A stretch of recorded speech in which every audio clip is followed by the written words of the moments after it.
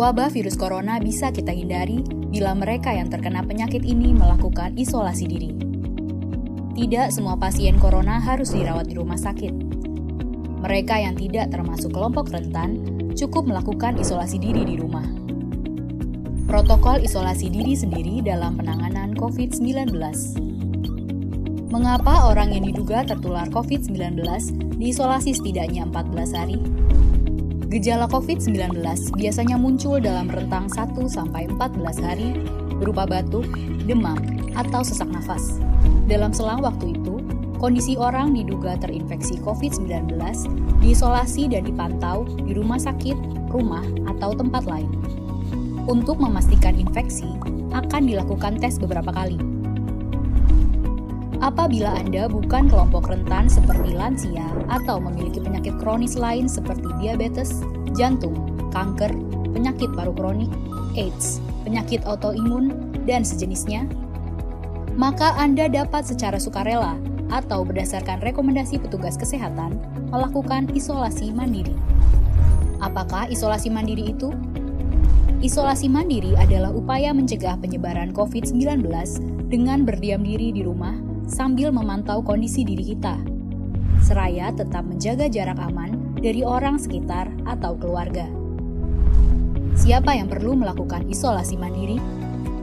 Siapapun yang memiliki gejala sakit seperti demam, batuk atau pilek, nyeri tenggorokan, atau gejala penyakit pernafasan lainnya, atau termasuk dalam kelompok orang dalam pemantauan atau ODP, yaitu orang yang pernah berkontak erat dengan pasien positif COVID-19 dan atau orang dengan riwayat perjalanan dari negara atau transmisi lokal COVID-19.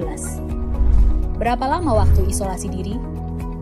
Setidaknya selama 14 hari sampai hasil pemeriksaan sampel di laboratorium diketahui. Apa yang perlu dilakukan saat isolasi mandiri? Tinggal di rumah dan jangan keluar, kecuali untuk mencari pertolongan medis. Sebisa mungkin, gunakan kamar terpisah dan selalu jaga jarak setidaknya 1 meter dari anggota keluarga lain. Selalu gunakan masker selama masa isolasi diri. Ganti masker secara rutin apabila basah atau kotor.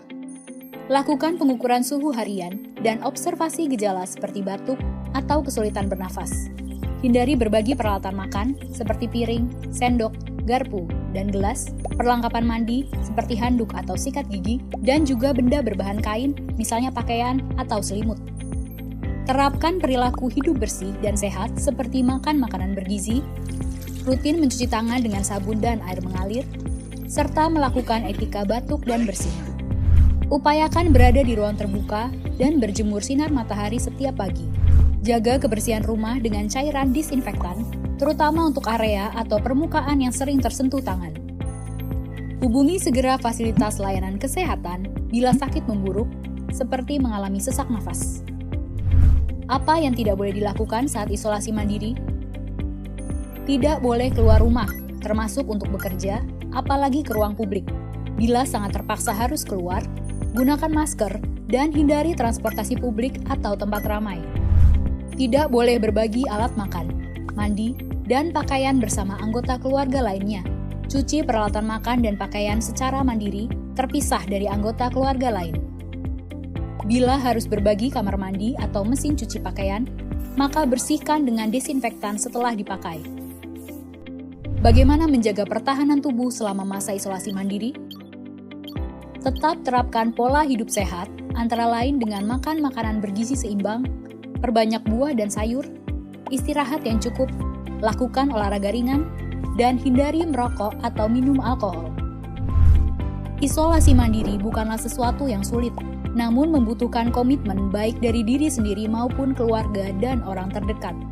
Orang yang menjalani isolasi dapat mengalami kesepian, kekhawatiran, dan ketidaknyamanan saat mengalami gejala sakit. Maka mereka perlu dibantu, didukung, dan diberi semangat. Mari saling berempati, perkuat solidaritas, dan bersama kita melawan corona.